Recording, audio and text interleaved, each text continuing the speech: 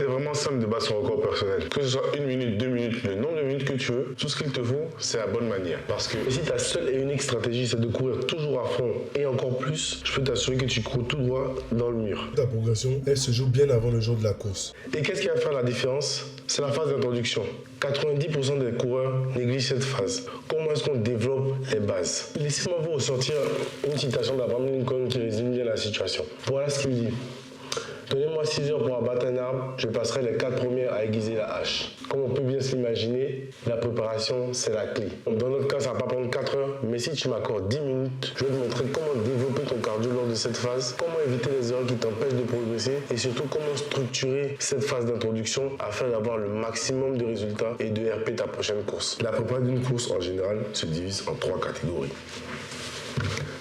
La phase d'introduction, la phase fondamentale et la phase d'affûtage. On va parler de la première partie, la phase d'introduction. Elle dure en général 6 à 8 semaines. Durant ce laps de temps, notre seul et unique but, ça va être de poser les fondations, histoire d'être le plus endurant possible et de pouvoir soutenir les workouts qui seront plus intenses au fur et à mesure que la prépa avance. Évidemment, dit comme ça, c'est pas sexy, mais je vous assure, c'est ce qui va faire la différence entre un coureur qui plafonne et un coureur qui va RP sa prochaine course. Maintenant, tu sais que la phase d'introduction, c'est à poser les fondations, c'est-à-dire améliorer l'endurance et te permettre de soutenir des workouts plus intenses. Il faut voir comment développer ces composantes et comment structurer cette phase. C'est ce qu'on va faire tout de suite. Premier objectif de la phase d'introduction, ça va être de développer le système aérobie. Pourquoi?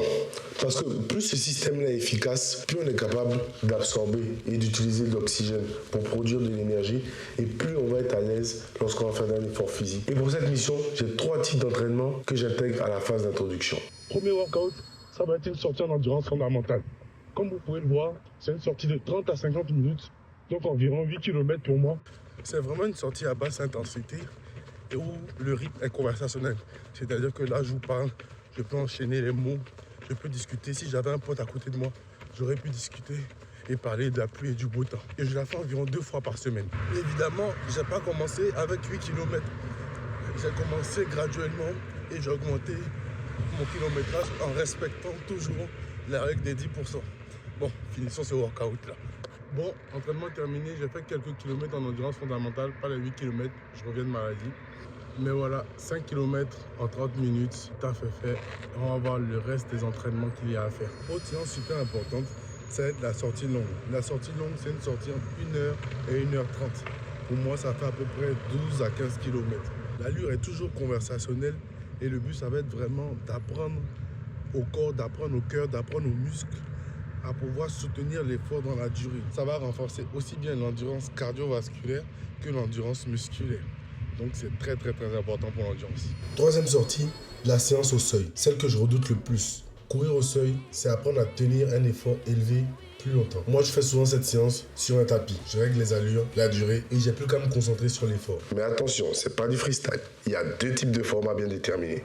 Les séances continuent 20 à 40 minutes à une allure stable, en général allure marathon. Et les séances fractionnées du temps au seuil découpées en blocs, allure semi ou 10 km. C'est exigeant, ça brûle, mais c'est soutenable. La combinaison de ces 3 entraînements est la clé pour construire son endurance. Mais si l'objectif, c'est de passer sous les 20 minutes de 5 km, est-ce que ça suffit? Bien sûr que non. Si je veux aller plus vite, il va falloir que je m'entraîne à des allures plus rapides. C'est évident. L'endurance, c'est la base. Mais comme j'ai dit, pour passer sous la barre des 20 minutes sur 5 km, la vitesse, c'est un must.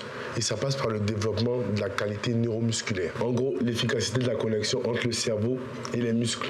Pendant la phase d'introduction, ce que je vais faire, c'est que je vais avoir 2 séances bien déterminées. Il y aura la séance de fartlek, ça va être une séance de jeu d'allure. Et il y aura aussi la séance de côte. Ouh là là là, je sais pas si vous pouvez voir, mais j'ai trouvé ma côte, elle est juste derrière. Ouais, là, comme ça, quand je fais comme ça, on la voit, elle est juste derrière là, ça va piquer. À la fin de mes sorties en endurance fondamentale, je cale 4 à 6 sprints en côte, entre 8 à 10 secondes max, avec une récupération complète entre chaque, 1 minute 30 à 2 minutes. C'est brutal et ça fait le travail sans abîmer ma récupération.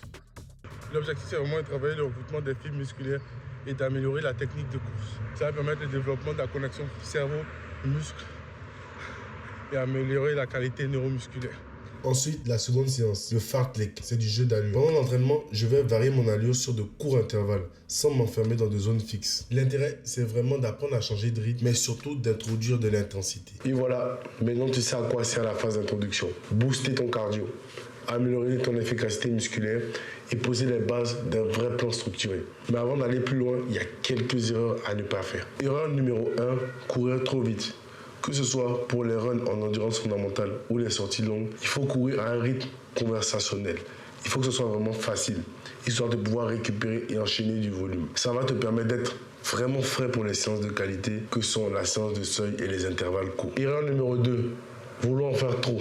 Trop tôt, trop vite, trop fort. C'est la recette parfaite pour la blessure. La solution, c'est simple, surcharge progressive. Augmenter son volume d'entraînement de 5 à 10% chaque semaine. Avec ça, si tu t'engages à être patient, à respecter tes workouts et à être régulier, crois-moi, ton prochain RP, il n'est pas très loin.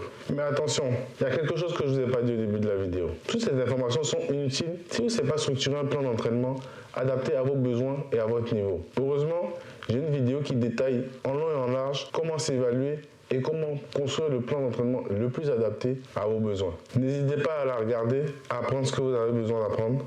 Et en attendant, prenez soin de vous. Bye.